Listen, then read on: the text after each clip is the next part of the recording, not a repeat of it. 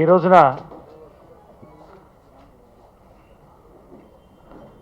కొంతమంది ఓడిపోతామన్న భయంతో కోర్టుని ఆచరించి ఎలక్షన్లు స్టే చేయడానికి ప్రయత్నం చేయడం జరిగింది. మీ అందరికీ తెలిసిందే. ఆ విషయంలో కోర్టు అద్భుతమైన తీర్పిచ్చి ఎన్నికలు సజావుగా జరగాల్సిందే, 29 నాడు ఉదయం అనుకున్నట్టు ఎన్నికలు జరపండి అని చెప్పి తీర్పు ఇవ్వడం జరిగింది. ఇది క్షుద్ర శక్తులకి ఒక గొడ్డలు పెట్టేది.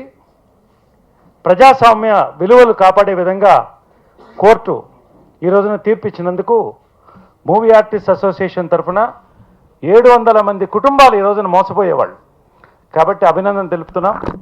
ఈ రోజున ముఖ్యంగా ఈ రోజున శ్రీమతి జయసుధ గారు ప్యానెల్ కొన్ని కీలకమైన నిర్ణయాలు తీసుకుని ఈ 2 సంవత్సరాలు ఏ విధంగా జరుపుతాం, మెంబర్లు ఏం ఆశిస్తున్నారు, మేమేమి చేయదలుచుకున్నాం కొన్ని నిర్ణయాలు శ్రీమతి జయసుధ గారు ప్యానెల్ని కూడా సంప్రదించి తీసుకోవడం జరిగింది. దాని సందర్భంగా మీ అందరినీ కూడా ఆహ్వానించడం జరిగింది. శ్రీమతి జయసుధ గారు ప్రెసిడెన్షియల్ క్యాండిడేట్, వారిని మాట్లాడవలసింది కోరుతున్నాను. అందరికీ నమస్కారం. చాలా ఈ 4-5 డేస్ ఈ ఎన్నికలు చాలా పెద్ద ఎంటర్టైన్మెంట్గా టీవీ ఛానల్కి టీఆర్పీ రేట్స్ పెరిగే లెవెల్లో చాలా బాగుంది. కాకపోతే సినిమా ఇండస్ట్రీ సంబంధించిన వరకు సినిమా ఇండస్ట్రీలో ఉన్న గుడ్, సినిమా ఇండస్ట్రీలో ఉన్న బ్యాడ్, సినిమా ఇండస్ట్రీలో ఉన్న ugly, the good bad and ugly, అది బయట వాళ్ళు కొంతమంది చాలా వరకు చాలా ఊహించుకుంటారు. సినిమా ఇండస్ట్రీ గురించి పెద్దగా గొప్పగా ఎవరు ఏం చెప్పుకోరు. సినిమా వాళ్ళు ఆర్టిస్టుల గురించి, వాళ్ళు చేసిన అచీవ్మెంట్స్ గురించి గొప్పగా మాట్లాడుకుంటారు. ఎప్పుడు ఏదో ఒక చిన్న చూపు ఎప్పుడు ఉంది. కానీ ఇవన్నీ మాకు తెలిసిందే, ఎందుకంటే ఇండస్ట్రీలో 43 సంవత్సరాలు ఇవన్నీ కూడా నేను చూసిన వ్యక్తి అని. ఈరోజు ఈ పాలిటిక్స్ అన్నది, ఈ మాట ఎందుకు వాడాల్సి వచ్చిందంటే మొన్ననే ఎలక్షన్స్ జరిగింది, అక్కడి నుంచి వచ్చాను. కానీ ఇది ఇంత దారుణంగా ఉంటుందని నేను ఎక్స్పెక్ట్ చేయలేదు. ఇది అంతకంటే దారుణంగా ఉంది. అసలు ఇవన్నీ అవసరం లేదు. మేము ఛానల్స్కి వెళ్ళి ఏం చేసామని చెప్పచ్చు, కానీ ఒకళ్ళ మీద ఒకళ్ళు బురద చల్లుకోవాల్సిన అవసరం లేదు. చాలామంది ఛానల్స్, ఎందుకంటే మీడియా వారు ఎప్పుడూ నాకు సపోర్ట్ ఉన్నారు. మీడియా వారు చాలామంది పిలిచారు, ఏమండి మీరు రండి, మీరు మాట్లాడాలి అని. నేను మీడియాకి వచ్చి మాట్లాడకపోవడానికి కారణం కేవలం ఒకళ్ళ మీద ఒకళ్ళు బురద చల్లుకోవడం. ఎందుకంటే ఇది పెరుగుతూనే పోతుంది, కానీ దీంట్లో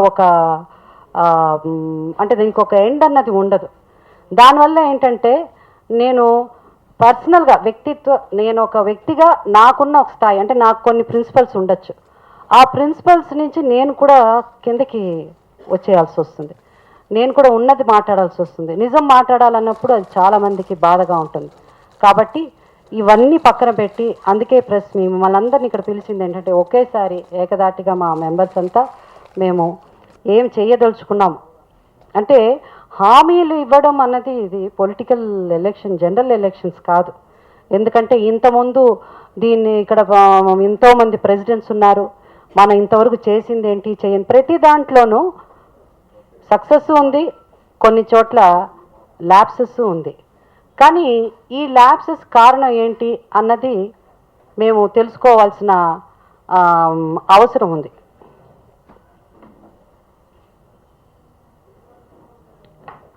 చాలా ఇంకోళ్ళు అన్నారు, ఆమె డమ్మీ క్యాండిడేట్, పక్కన నుంచి ఎవరో నడిపిస్తారు. నేను డమ్మీ అవ్వలేను, ఎందుకంటే నా జీవితంలో ఎప్పుడు డమ్మీ కాలే. ఒక మహిళ ఏ రోజు డమ్మీ అయిందో ఆమె ఎప్పుడు పెరగదు. ఆ డమ్మీ అయి ఉంటే ఈ పాటికి నేను ఇన్ని ఏళ్ళు నేను ఇండస్ట్రీలో సక్సెస్ఫుల్గా ఉండడానికి అవకాశం లేదు. నన్ను పోటీ చేయమన్నారు, చేస్తున్నాను. అంత మాత్రాన నాకని కొన్ని ప్రిన్సిపల్స్ ఉంది కాబట్టి అందరు చెప్పిన మాట నేను వినాలని లేదు. వాళ్ళు అనుకుంటున్నట్టు ఎవరో చెప్పి ఆయన చెప్పినట్టే నేను చేస్తానని కూడా అనుకోవాల్సిన అవసరం లేదు.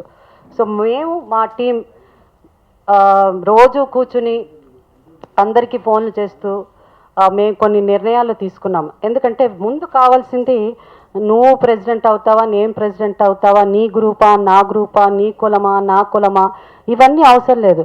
ఎందుకంటే ఇక్కడ వచ్చి ఓట్లు వేసేది 702 మెంబర్స్ అనుకుంటాను. ఓటింగ్ అంటే మెంబర్స్ ఇంకా ఎక్కువ ఉన్నారు, ఆల్మోస్ట్ దాదాపు 900 మెంబర్స్ దాకా ఉన్నారు. బట్ ఓటింగ్ ఉన్నది ఐ థింక్ ఓన్లీ ఫర్ 702 అని అనుకుంటున్నాను నేను. సో వీళ్ళకి మనం ఏం చేయగలము, అలాగే మనం సింపతి అంటే మాట్లాడి సింపతి గెయిన్ చేయాలి అన్న దానికంటే, ఎందుకు యాక్టింగ్లో అందరూ గొప్పవాళ్ళమే. ఈరోజు ఇక్కడ మనం మాట్లాడేటప్పుడు అంత యాక్ట్ చేయాల్సిన అవసరం కూడా లేదు.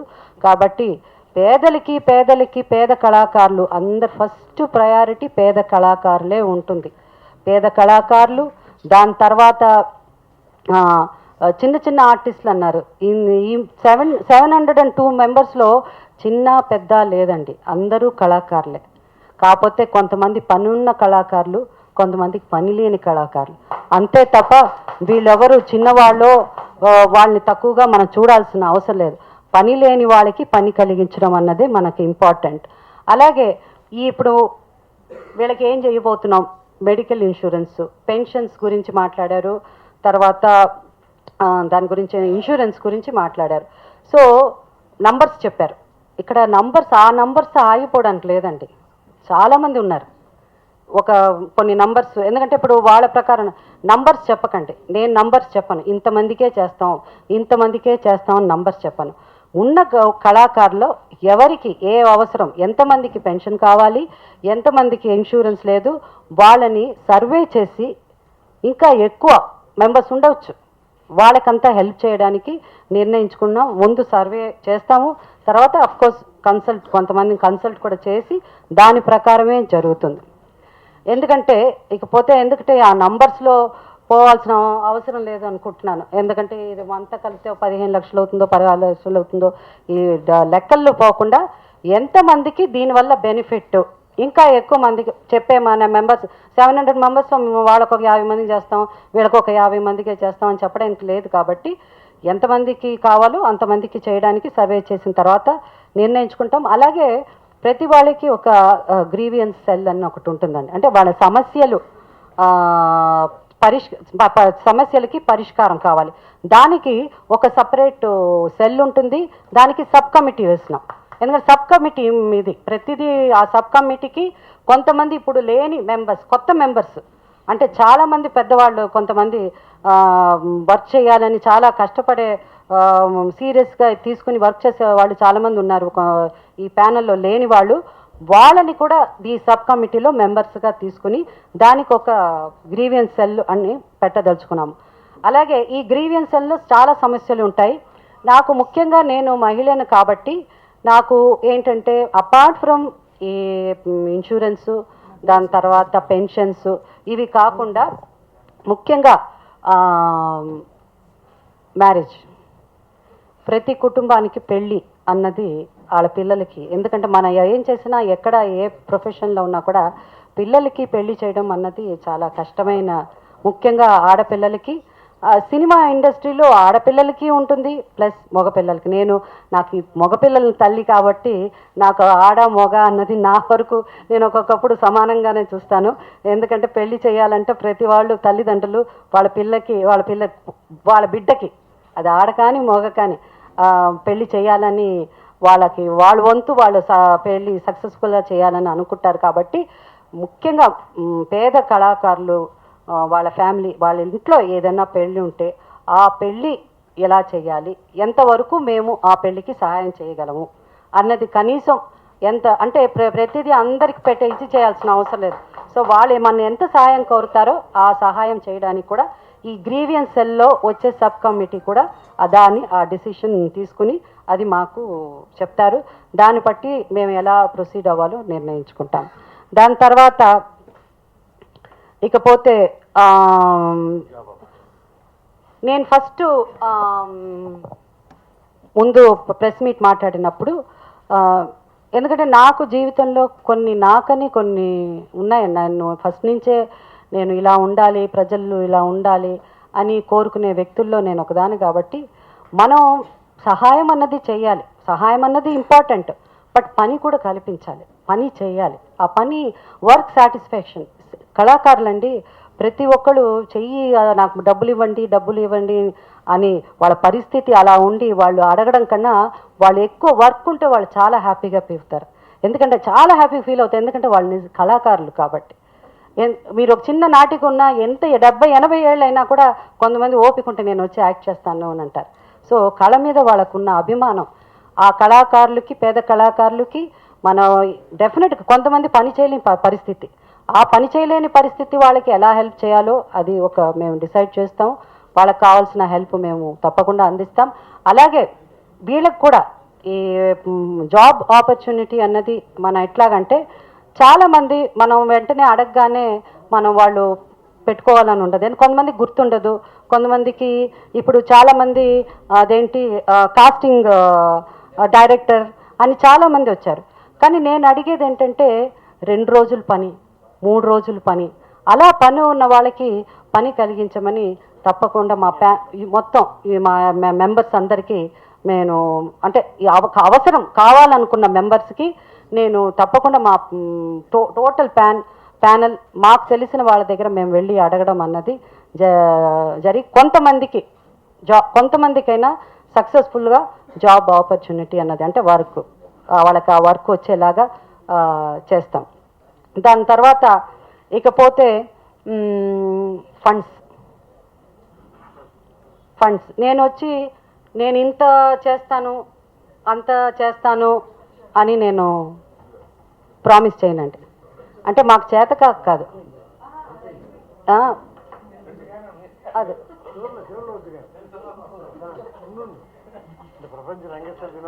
ఓ సరే పర్వాలేదు, అయినా పర్వాలేదు, మాకు కొంచెం మీరు కూర్చుని సలహాలు ఇవ్వచ్చు.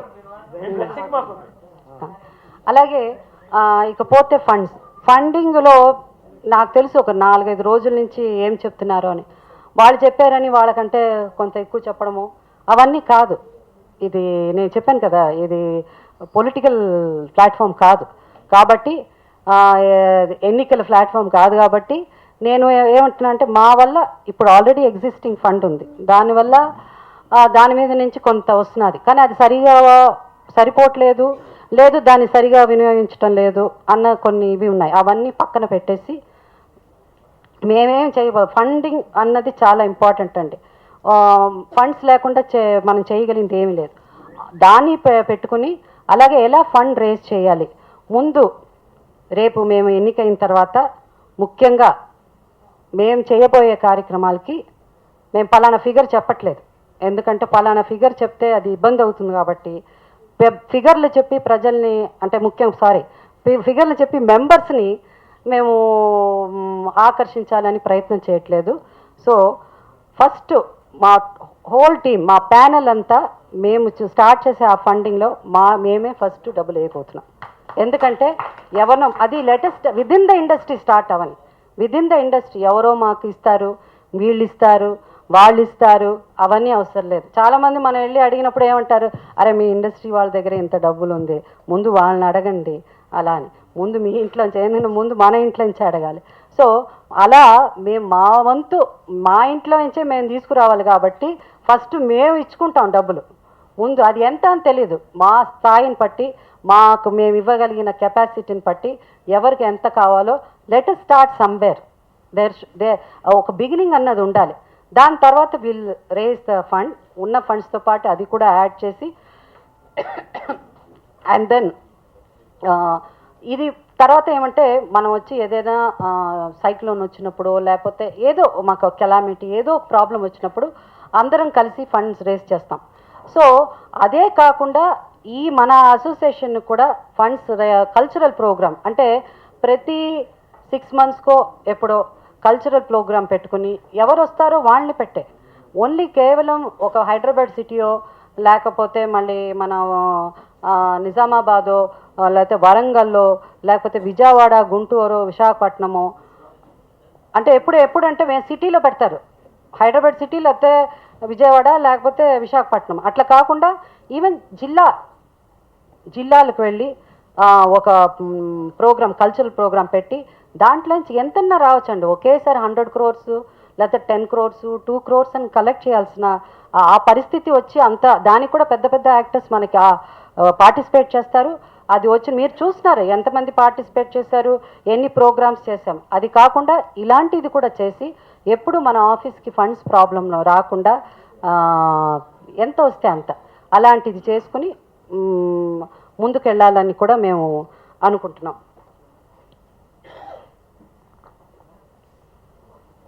ఇంకేంటి తర్వాత ప్రతిదీ అంటే జనరల్గా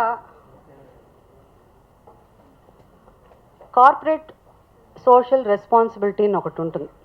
సో దాన్ని కూడా వాళ్ళని కూడా మేము వెళ్ళి రిక్వెస్ట్ చేసి వాళ్ళు ఏ విధంగా మాకు హెల్ప్ చేయగలరో వాళ్ళని రిక్వెస్ట్ చేసి ఆ ఫండ్స్ని కూడా దీంట్లో తీసుకురావడానికి ప్రయత్నం చేస్తాం. ఎందుకంటే అది కూడా చాలా ఇంపార్టెంట్ కాబట్టి ఫండ్స్ తీసుకురావడానికి ఎన్ని విధాలుగా ట్రై చేయడానికి అవకాశం ఉంటే ఆ విధంగా మేము వెళ్ళి అడిగి ఫండ్స్ తీసుకురావడానికి ప్రయత్నం చేస్తాం. ఇవి మామూలుగా అంటే ఇవంతా ఏంటంటే మేము ఉన్నది మాట్లాడాం.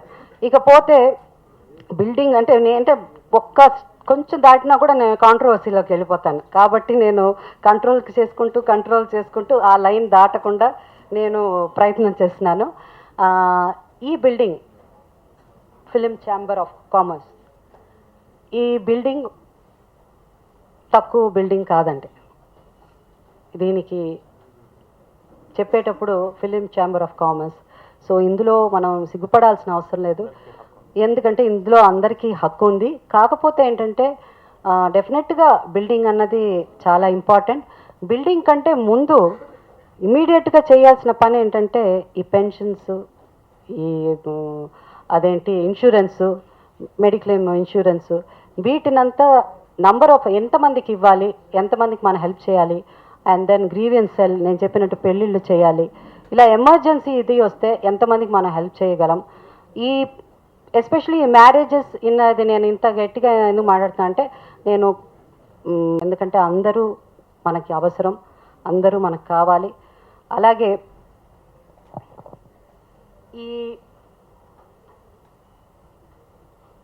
ఈ నంబర్ ఆఫ్ మొన్న వాళ్ళు మాట్లాడినప్పుడు చాలా నన్ను ఎగతాళిగా మాట్లాడారు. అంటే ఎగతాళి అంటే మొహంలో కొంచెం వంకర ఇట్లా పోయినా కూడా ఎగతాళే. సో అది కూడా నేను పట్టించుకోకుండా అంటే ఏ లెవెల్కి నన్ను కిందకి తీసుకొచ్చేసారంటే చాలామంది అన్నారు నాకు ఫోన్ చేసి, జయసుధా నీకు అవసరమా, ఎందుకమ్మా వీళ్ళు ఎవరెవరు పడితే వాళ్ళు వచ్చి నీ మాట వాళ్ళు నువ్వు సాధించింది కూడా సాధించలేదు కొంతమంది, వాళ్ళందరూ నిన్ను అలా మాట్లాడుతుంటే మేము తట్టుకోలేకపోతున్నాము. ఒక మహిళగా ఉండి వాళ్ళు అసలు పదవి కోసం ఏది పడితే అది మాట్లాడుతున్నారు అలా అన్నారు. నేను అన్నాను, సార్ నేను ఇందుకే ఏ ఛానల్స్కి వెళ్ళట్లేదు, ఎందుకంటే వెళితే నేను కూడా మాట్లాడాల్సి వస్తుంది, నాకు కూడా కోపం వస్తుంది, నేను కూడా మనిషినే కదా, అందుకే ఎక్కడికి వెళ్ళట్లేదు. ఈ అడ్వైసు నాకు మన అభిమానుల నుంచి వచ్చిన అడ్వైస్ కాబట్టి నేను వెళ్ళలేదు. కానీ ఎదుర్కోవడానికి దమ్ము ధైర్యం లేక కాదు, మాట్లాడాలంటే నేను కూడా మాట్లాడగలను. కానీ ముఖ్యంగా ఈ వెల్ఫేర్ ఇది మాకు అవసరం కాబట్టి నేను ఈరోజు వీటి గురించి చెప్పాను. And only how to collect the funds గురించి మేము మాట్లాడాం. వాళ్ళు చెప్పినట్టు నంబర్ మాత్రం ఎట్టి పరిస్థితుల్లో నేను ఇవ్వదలుచుకోలేదు. ఎందుకంటే వాళ్ళు ఎలా కలెక్ట్ చేస్తారన్నది ఎప్పుడు వాళ్ళు క్లియర్గా చెప్పలేదు. ఎందుకంటే వాళ్ళు ఎవరో ఫ్రెండ్ 1 కోటి రూపాయలు ఇస్తానన్నారు, అమెరికా ఏదో చెప్పారంటే నేను ఏది చూడలేదు కాబట్టి అది నిజం వాస్తవం అని అనుకుంటాను, ఎవరన్నా ఒకవేళ చూస్తుంటే. సో నేను అవన్నీ చెప్పను. ముందు ఫస్ట్ మా ఇంట్లో అంటే మా ఫిలిం ఇండస్ట్రీలోనే వీల్ స్టార్ట్, అది మా ప్యానల్లోనే మేము ముందు డబ్బులు వేసుకొని మేము స్టార్ట్ చేసి ఆ ఫండ్ని ఎంతవరకు వీలైతే అంతవరకు కలెక్ట్ చేసి, అలాగే ఎంతోమంది అప్పుడు ఎవరన్నా దాతలు ముందుకొచ్చి ఇంకా మేము కూడా ఇస్తామనంటే దే ఆర్ వెల్కమ్. అంతే తప్ప దొంగ హామీలు ఇది చేస్తాం అది చేస్తాం అని మాత్రం చెప్పండి నేను అలా. ఇప్పుడు మనకి నేను అప్పుడు ట్రెజరీగా ఉన్నానండి 10 ఏళ్ల క్రితం అనుకుంటా. మనకేంటంటే government of India income tax department rule ప్రకారం సెక్షన్ 80G అని ఒకటి ఉంటుంది. దానికి ఎగ్జామ్షన్ కనుక ఉంటేనేమో ఎంత డిపాజిట్ ఉన్నా ఆ డిపాజిట్లో 90% of the accrued interest should be expended for the purpose for which it was given అని ఉంటుంది. సో మాకి సెక్షన్ 80G కింద ఎగ్జామ్షన్ లేదండి. లేనప్పుడు ఏంటంటే ఆ పీరియడ్ అవ్వగానే ఆ అమౌంట్ మీద ట్యాక్స్ కట్టాలి, ఇన్కమ్ ట్యాక్స్. అంటే చాలా కష్టాలు పడి ఒక పోగు చేసిన నిధిని ఇన్కమ్ ట్యాక్స్ కడుతున్నట్టు ఒక ఇండిపెండెంట్గా ఇండివిజువల్స్ ఎన్ని కోట్లని తీసుకోవచ్చు, ఎంత ట్యాక్స్ అని కట్టచ్చు.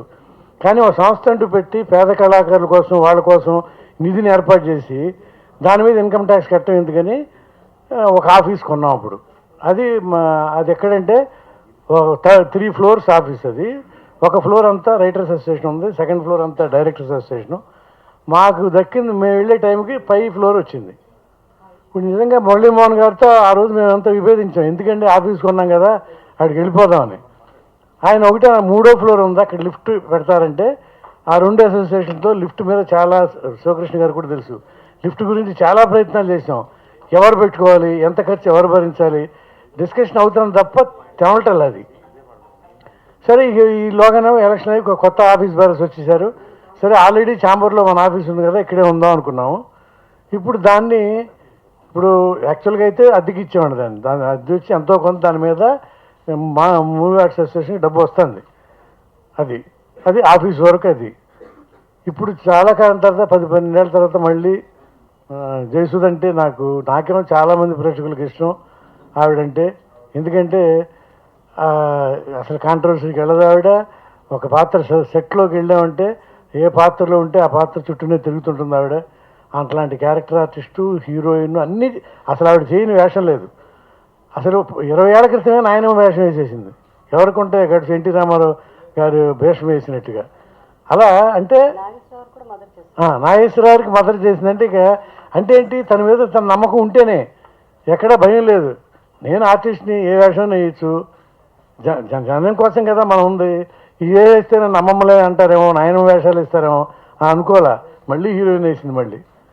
సో అలాంటి జయసుధ కోసం నేను ఈసారి నాకు చాలా పనులున్నా సరే నేను ట్రెజర్గా ఆవిడ కోసం ఒప్పుకున్నాను.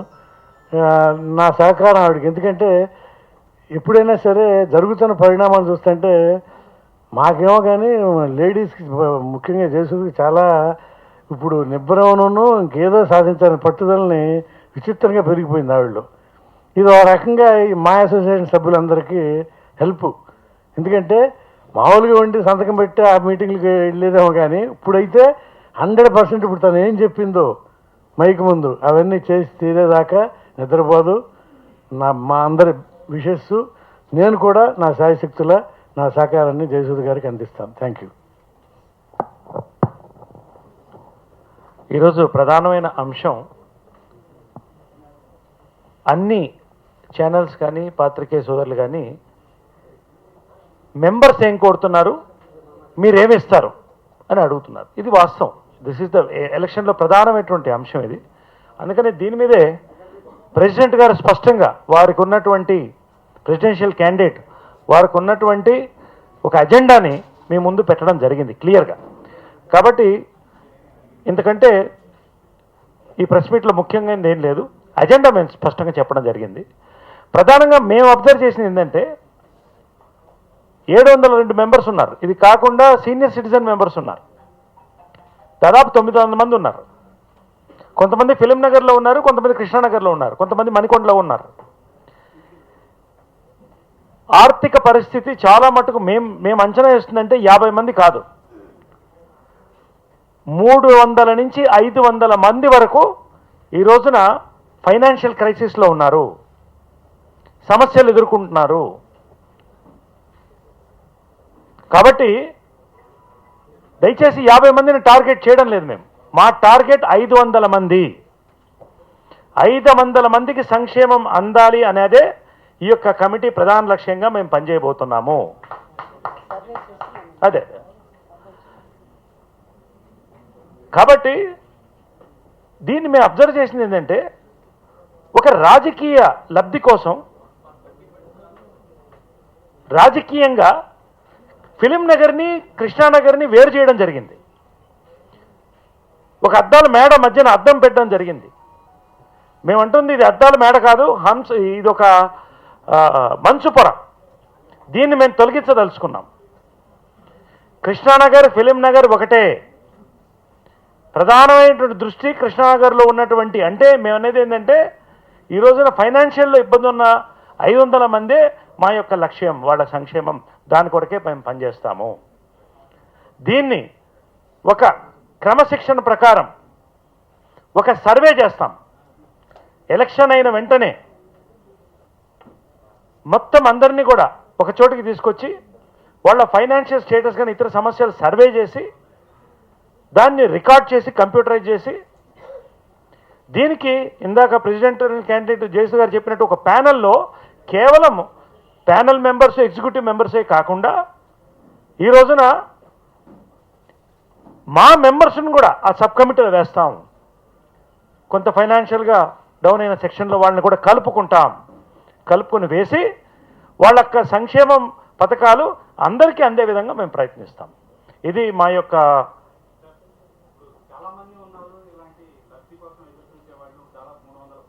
ఎస్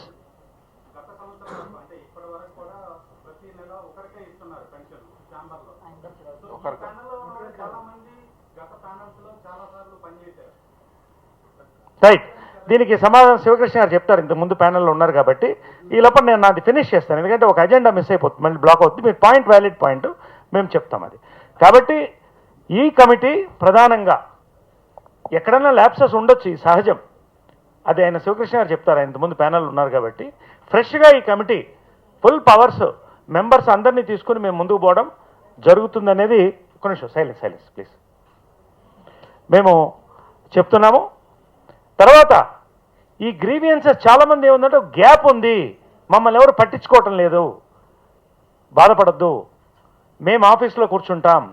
ఈ గ్రీవియన్స్ సెల్ ఏదైతే ఉందో ప్రతి నెల ఒక రోజు నిర్ణయించి ఒక రోజు కేటాయించి అందరి మెంబర్స్ని కలుస్తుంది.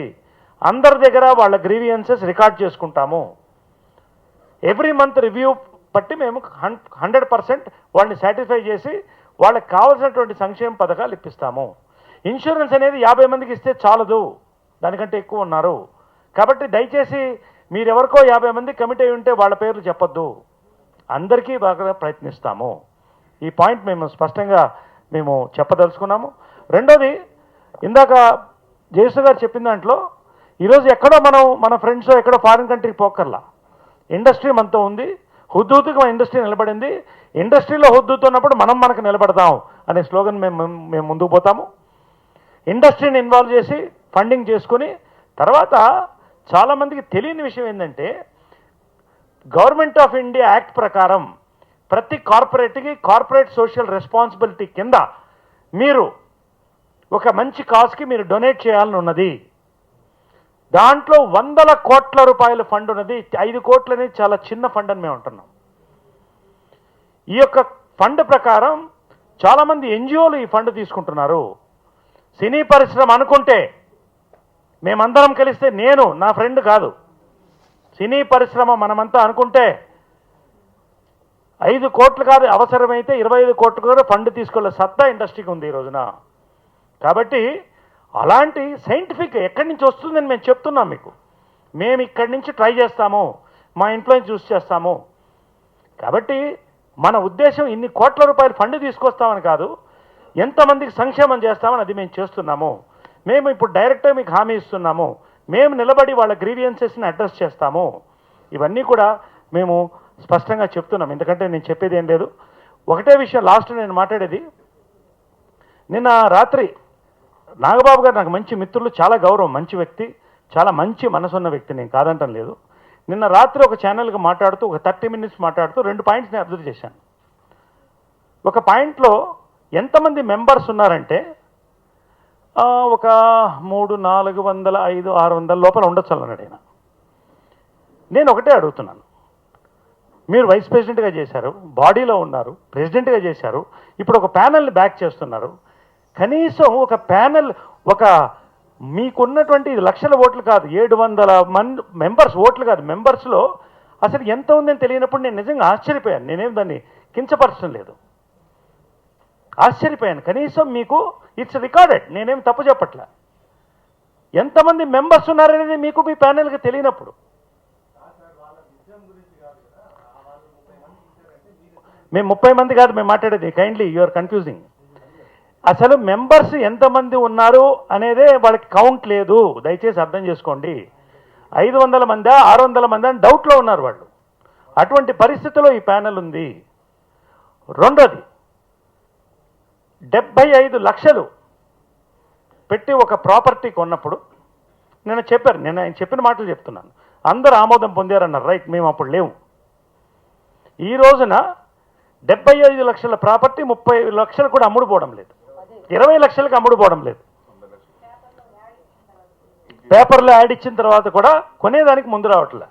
రెంట్కి ఇస్తే 10,000 రూపాయలు వస్తుంది. ఈ రోజున సింగిల్ బెడ్రూమ్ అపార్ట్మెంట్ శ్రీనగర్ కాలనీలో 10,000 రూపాయలు వస్తుంది. 75 లక్షల అపార్ట్మెంట్ నువ్వు తీసుకున్నప్పుడు దానికి రెంటల్ క్యాల్కులేట్ చేస్తే కనీసం హీనపక్షం 0.5%, కనీసం దానికి 90 లక్షలు ఖర్చు అయింది ఇప్పటికి దాదాపు ఆ ఫ్లాట్కి. ఇంట్రెస్ట్ అని చేసుకుంటే 1 కోటి రూపాయలు దాటింది. ఇంటీరియర్ డిజైన్స్ అన్ని కలిపితే 90 లక్షలు అయింది. కనీసము 45,000 దానికి రెంట్ రావాలి. కాబట్టి మీరు అసలు ఫ్లాట్ చూసారా లేదా మీరు తీసుకునే ముందు? మెంబర్స్ మీకు తెలియదు, అసలు ఆ ఫ్లాట్ గురించి దాని వివరాలు తెలియదు. ఇటువంటి పరిస్థితుల్లో మేము అప్పీల్ చేసేది ఏంటంటే మీరు బ్యాక్ చేయండి, మీకు మద్దతు, మీకు మేము మర్యాద ఇస్తున్నాం, గౌరవిస్తున్నాం. కానీ ఈరోజు రేపు 700 మంది మెంబర్స్ పరిస్థితి ఏమిటి? మెంబర్ పరిస్థితి ఏమిటి? లాస్ట్ పాయింట్, ఓకే 1 మినిట్, అదే వస్తుంది. ఎస్, ఒక్క నిమిషం. శివకృష్ణ గారు ఒక పాయింట్ చెప్తారు, ఇందాక మీరు అడిగిన పాయింట్.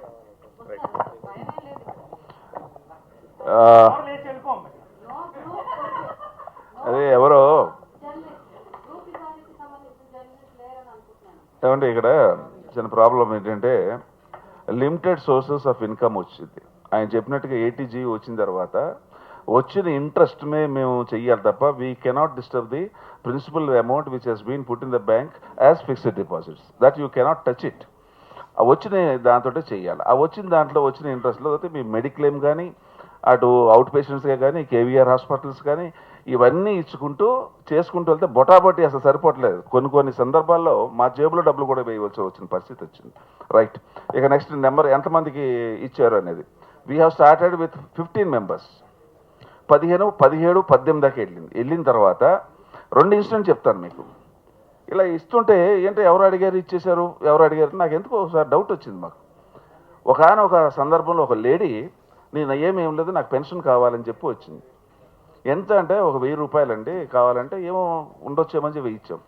తర్వాత మాకు తెలిసిందంటే, వేరే సందర్భంలో తెలిసింది ఏంటంటే ఆవిడ 30 లక్షల రూపాయలు 50 లక్షల రూపాయలు వడ్డీకి తిప్పుతుందని తెలిసింది. You got the point, number 1. Number 2, నిన్న కాక మొన్న మెడిక్లెయిమ్కి ఒక అతను వచ్చి నేను డబ్బులు కట్టలేనండి ఇంతని. ఇంకోటి కూడా చెప్తున్నాను, మెడిక్లెయిమ్కి ఎవరు వచ్చినా సరే మాలాంటి వాళ్ళందరం కూడా ఫుల్గా డబ్బులు వేయాలని నిర్ణయించుకున్నాం, అందరూ ఇచ్చారు. తర్వాత లేని వాళ్ళు ఎవరన్నా ఉంటే మాత్రం ఎక్కడ బలవంతం చేయలేదు. నువ్వు ఎంత ఇవ్వగలుగుతావు? ఇదేంటంటే ఇండియాలో ఒక అలవాటు అయిపోయింది, అన్ని ఫ్రీ అనేది లేదు. నువ్వు ఎంత ఇవ్వగలుగుతావు చెప్పు అంటే 1000 రూపాయలు ఇవ్వగలుగుతాను, రైట్, అవి 2000 ఇచ్చే నువ్వు అని 15,000 రూపాయలు మేము కట్టాము. అలా ఎంతమంది కట్టామనేది దట్స్ ఎ డిఫరెంట్ ఇష్యూ. ఒక అతను వచ్చి నేను కట్టలేనండి సార్, మీరు ఏదైనా చేయాలంటే, సరే పాపం మనం పెట్టింది వాళ్ళ కోసమే కదా అని 1000 రూపాయల కోసం, సరే ఎలా కడతావు నువ్వు అంటే నెల కట్టుకుంటాను, ఓకే రైట్ ఫైన్ అన్నాను. ఆ వ్యక్తి నేను వచ్చి 10,000 పెట్టి నామినేషన్ వేసాడండి. ఇట్లా ఉన్నప్పుడు మేము స్టడీగా ఏం చేసామంటే ఇట్లా లాభం లేదని చెప్పేసి ఇప్పుడు మనం ఎంతమందికి ఇస్తున్నామో తెలుసుకుని మెల్లగా ఏం చేసామంటే మా మేనేజర్ తోటి వాళ్ళతోటి నిజంగా వాళ్ళ ఇళ్ళకి వెళ్ళి వాళ్ళ ఆర్థిక పరిస్థితులు చూసి కరెక్ట్గా చెప్పమ్మా, లేకపోతే మన డబ్బులు దుర్వినియోగం అయిపోతుంది. సో అట్లా ఎంక్వైరీ చేసినప్పుడు చాలామంది బిడ్డల సంరక్షణలో పెరుగుతూ ఉన్నారు, వాళ్ళు బాగా చూసుకుంటున్నారు, పిల్లలు బాగా చూసుకుంటున్నారు. తర్వాత ఏమో సొంత ఫ్లాట్లు ఉన్నాయి. ఇవన్నీ ఆర్థిక పరిస్థితులు చూసిన తర్వాత వీళ్ళకి ఇవ్వటం అనవసరం, లేని వాళ్ళకి ఇద్దామని చెప్పేసి. తర్వాత ఇంకోటి ఏంటంటే ఎవరన్నా రావాలి, మేము అడిగాము ఎవరెవరు కావాలో చెప్పండి, పెట్టుకోండి, అప్లికేషన్స్ పెట్టుకోండి అన్నాం. దాని మీద మేము చేసాం. తర్వాత ఒకానొక సందర్భంలో 1,25,000 మొన్న ఏదో ఫంక్షన్ జరుగుతుంటే రఘురామరాజు గారు మన ఇదేంటి సంతోషం దానికి ఏదో మాకు కూడా ఏదో చెయ్యండి సార్ బాగుంటుందని అంటే వాళ్ళు 1,25,000 ఇచ్చారు. ఆ 1,25,000 ఏం చేసామంటే ఒక 5 మెంబర్స్ అప్పటికి 8 మందికి వస్తే ఆ 5 మెంబర్స్కి ఏం చేసామంటే ఒక్కొక్కరికి 25,000 ఇచ్చేసి ఏమంటే మీకు 1,000 రూపాయలు 2 సంవత్సరాలకి ఇచ్చినట్టు ఉంటుంది, ఇది వేరే వాళ్ళకి ఇస్తామని చెప్పేసి వాళ్ళు 5,000 తెచ్చి వాళ్ళు చాలా హ్యాపీగా ఫీల్ అయ్యారు. సో ఇట్లా ఉంది సార్ సందర్భం. ఎందుకంటే ఎక్కువ మందికి ఇచ్చే అంత అక్కడ లేదు, డబ్బు లేదు. అది దాని మెల్లగా ఏంటంటే జెన్యూన్ పర్సన్స్ ఎవరైతే ఉన్నారో వాళ్ళకి 100% చేయటం జరుగుతుంది. తర్వాత ఎప్పుడైనా ఏదైనా ప్రాబ్లం ఉంటే ఉన్న దాంట్లో 10,000 20,000 కూడా ఇచ్చిన సందర్భాలు ఉన్నాయి. ఇదేంటంటే ఒకరికి ఇచ్చారు, ముగ్గురికి ఇచ్చారు, నలుగురికి ఇచ్చారంటే ఇప్పుడు మమ్మల్ని ఏం చేయాలా అంటే వాడేమో కారులో వస్తున్నాడు, స్కూటర్ మీద వస్తున్నాడు, వాళ్ళు కూడా ఇవ్వాలా ఏంటి నాకు అర్థం కాదు. That's not the point. Who is in necessity, ఎవరికైతే నిజంగా అవసరమో వాళ్ళకి ఇవ్వాలి తప్ప ఇట్లా ఏదో చెప్పేసి వాళ్ళు వెళ్ళాలా అంటే ఎంతమందికి ఇస్తారండి, అలాగే ఎంత డబ్బు ఇస్తారు?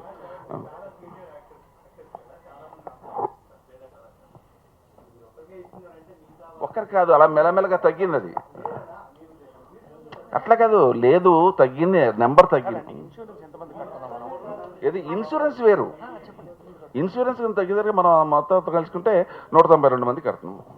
ఏమంటే 192 మందికి ఈ రోజున మూవీ ఆర్టిస్ట్ అసోసియేషన్ ఇన్సూరెన్స్ కడుతుంది. You can check the records. కట్టింది, ఆల్రెడీ కట్టింది ఇప్పటికి, నాట్ వన్. మీరు ఈ సంవత్సరం 125 మందికి మూవీ ఆర్టిస్ట్ అసోసియేషన్ ఇంట్రెస్ట్ కట్టింది. You can check the records. Only 1 point. రెండో పాయింట్, ఫ్రీగా ఎవరికి ఇవ్వాలి అనేది ఇష్యూ కాబట్టి దీన్ని సర్వే చేసి అవసరమైతే వీళ్ళు చెప్పిన 50 పీపుల్కి ఫస్ట్ విడతలోనే అయిపోవచ్చు. చేస్తాం. జెన్యూన్ పీపుల్ బయటికి రావాలి. అది ఆయన శివకృష్ణ గారు అంటున్న మాట. ఇక్కడ ఏంటంటే ఊరికే మాటలు ఇచ్చేస్తామంటే నేను కూడా దీంట్లో వెళ్ళి మొత్తం ఫిక్స్డ్ డిపాజిట్ తీసి అట్లా that's not the question. Genuinity you should base on that. Genuinity మీద బేస్ అవ్వాలా. ఇప్పుడు అంతమందికి కడుతున్నాం, మరి 17,000 రూపాయలు అవుతుంది కదా ఒక మెడిక్లెయిమ్కి, మరి పేర్లు చెప్పకూడదు. ఇద్దరు వచ్చి 3,000 మించి కట్టలేమన్నారు, 14,000 మనం కట్టాం కదా. అట్లా మనం ఆలోచించాలి తప్ప ప్రతి ఒక్కరికి ఇవ్వటం అనేది జరగదు. అది no please let's not confuse. మళ్ళీ టైం అవుతుంది మీకు కూడా. స్పష్టంగా చెప్తున్నాం, 125 మందికి ఈ సంవత్సరం ఇవ్వడం జరిగింది. ఎంతమందికి ఫ్రీగా ఇవ్వాలనేది మినిమం 50 మేము టార్గెట్ పెట్టుకుని చేస్తాము. లాస్ట్ పాయింట్, ఒక్క నిమిషం. దీంట్లో ఒక అపీల్ ఏంటంటే, అభిమానులు చాలామంది ఆందోళన చెందుతున్నారు, సినిమా అభిమానులు. ఏంటండి ఈ అన్హెల్దీ పోటీ ఏంటండి?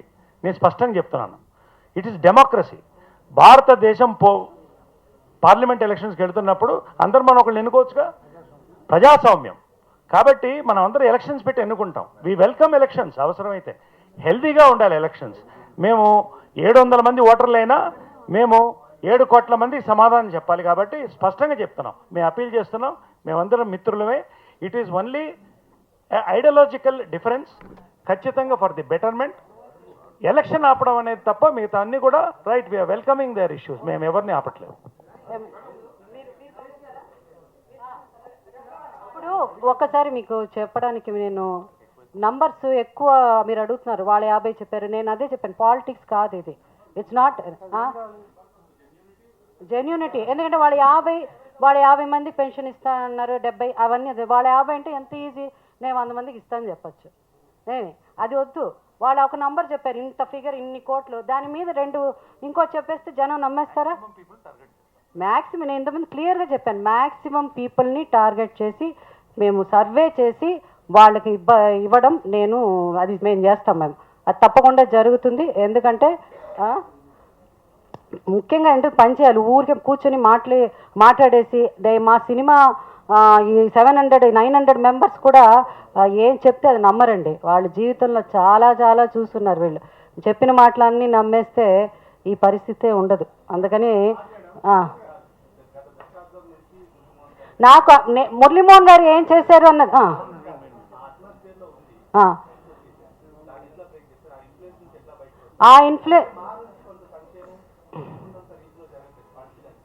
మీరు ఒక మాట అడగచ్చు. ఎందుకంటే నేను జనరల్గా అప్పుడప్పుడు అందరిలాగా నేను సినిమా ఇప్పుడు ప్రెసిడెంట్ లాగా అలా ఆలోచించను. మాకు కట్టడానికి డబ్బు లేదు, టిఫిన్ తినడానికి డబ్బు లేదు, లేకపోతే మాకు అప్పుడు పెట్టడానికి లేదు అని కొన్ని మాటలు మనం అప్పుడప్పుడు వింటున్నాం ఈ మధ్య. అది జరగదండి. తర్వాత ఏంటంటే అట్లా లేనప్పుడు వాళ్ళే చేయలేనప్పుడు జయస్తు గారు మీరు మా ఇంటిలోంచే మేము డబ్బు తీసుకొస్తామని ఎట్ట చెప్తారు, అది అప్పుడు వాళ్ళు కూడా చేసి ఉండొచ్చు కదా అని మీరు అనగచ్చు. కానీ ఇప్పుడు అది జరగబోయేది లేదు. ఇప్పుడు it's going to be different. 100% మేము పనిచేస్తున్నాం, ఎలా తీసుకొస్తున్నాం అన్నది మీరే చూస్తారు. ఒక నిమిషం. ఇప్పుడు కాదండి, అవును అవును ఉండండి, అది రిజల్ట్ వచ్చిన తర్వాత కదా. కాదు కోర్టు ఎడిక్ట్ అది ఎప్పుడు చెప్పమంటే అప్పుడు చెప్తారు కదా, అప్పటిదాకా ఎవరు ఏం చెప్పలేం.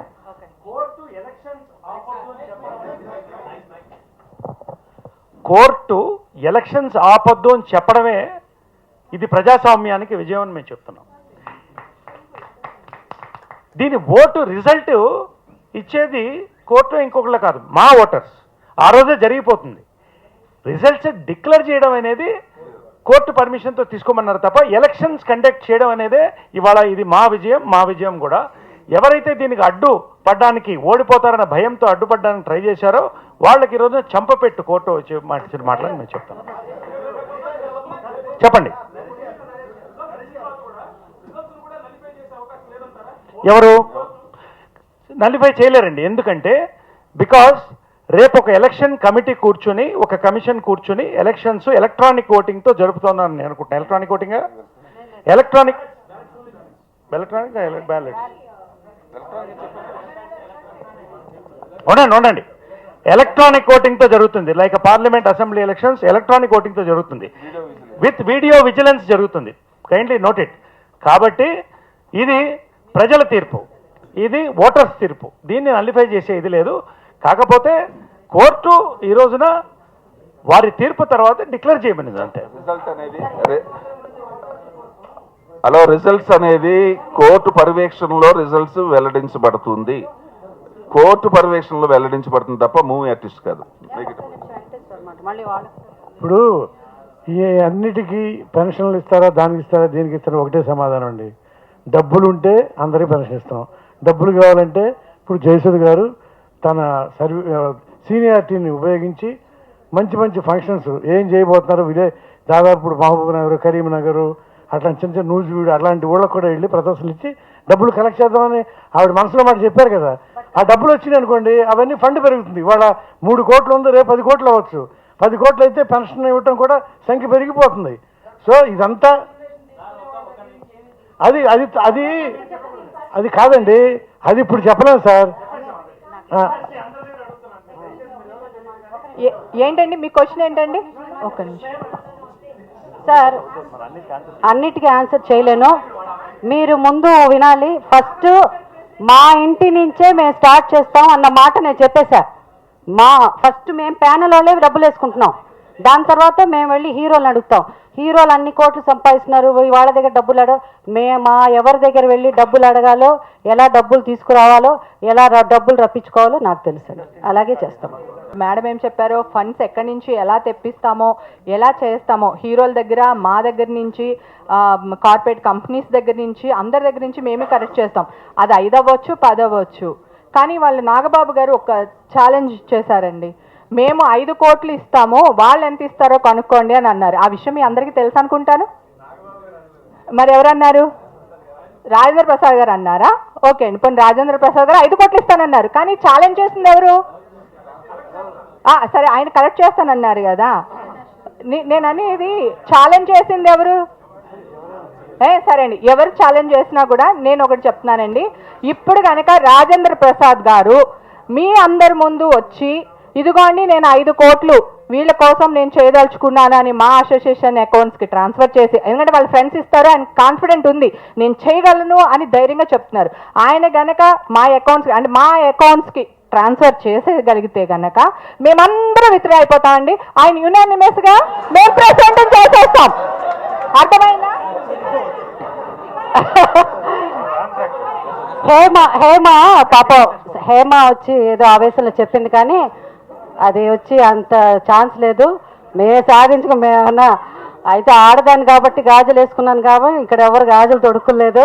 తప్పకుండా అంతగా ఆ నంబర్ చెప్పకూడదనే ఇవాళ నేను మామూలుగా అయితే చెప్పేయచ్చు ఆ నంబర్, కానీ ఆ నంబర్ చెప్పకూడదనే నేను నంబర్ చెప్పుకొని చెప్తున్నాను. డెఫినెట్గా అన్నిటికంటే మేము అందరికంటే కష్టపడి పనిచేస్తాము. న్యాయంగా ఎవరికి సహాయం చేయాలో వాళ్ళకి సహాయం చేస్తాము. నంబర్లు డబుల్గానే ఉంటాయి కానీ తక్కువ ఉండదు. ఏమండి ఇప్పుడు హేమ ఇంత కాన్ఫిడెంట్గా ఎందుకు చెప్పిందంటే, సార్ గురుగారు, హేమ ఇంత కాన్ఫిడెంట్గా ఎందుకు చెప్పిందంటే పద్మనాభ స్వామి నేలమాలికి మొత్తం ఇంటికి ట్రాన్స్ఫర్ అయిందంట. ఆ కాన్ఫిడెన్స్తో చెప్పింది.